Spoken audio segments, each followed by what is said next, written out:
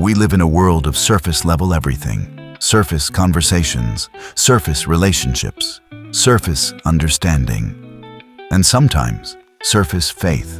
We know the stories, we can quote the verses, we recognize the names.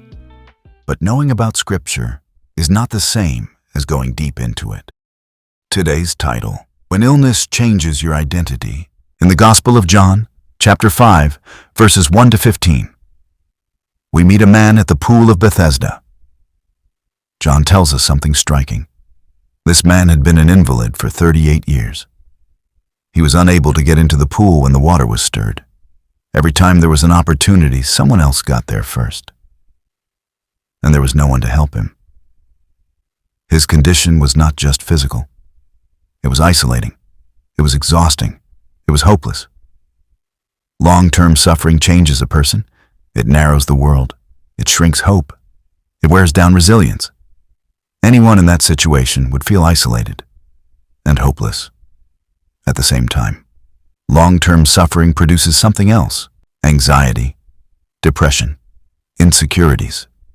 You start worrying ahead of time about things that haven't even happened yet, feeling nervous days before a doctor's appointment, losing sleep, imagining the worst before getting test results. It's not about the present moment. It's anxiety about a possible future outcome.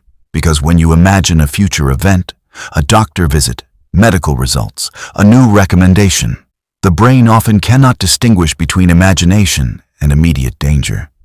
Adrenaline rises, heart rate increases, muscles tense, thoughts speed up, sometimes out of control. And even when people are around you, you still feel alone. Your future imagination narrows. Instead of possibilities, you see worst-case scenarios. That's what 38 years does to a person. And this is where everything shifts.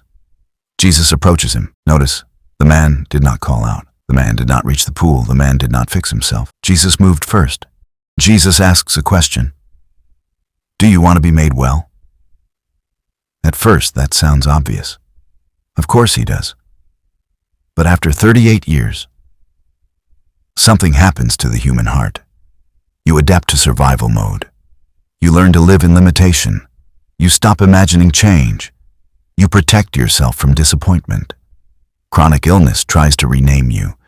It tries to define you by your chart, your symptoms, your statistics, your prognosis.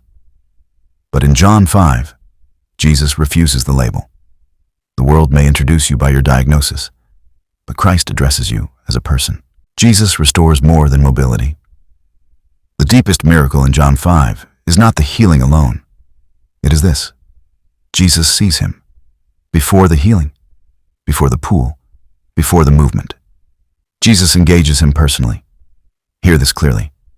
You are not a failing organ, a number on a transplant list, a surgical probability. Jesus does not see the invalid. He sees the man before the miracle, before the command to rise, before anything changes physically. Jesus restores his dignity. Illness may shape your circumstances, but it does not get to define your name. Because when Jesus steps into the story, he doesn't just heal bodies, he restores identity. We live in a world of surface-level everything. Surface conversations, surface relationships, surface understanding, and sometimes surface faith. We know the stories, we can quote the verses, we recognize the names. But knowing about Scripture is not the same as going deep into it. Thank you for listening to Beyond the Surface.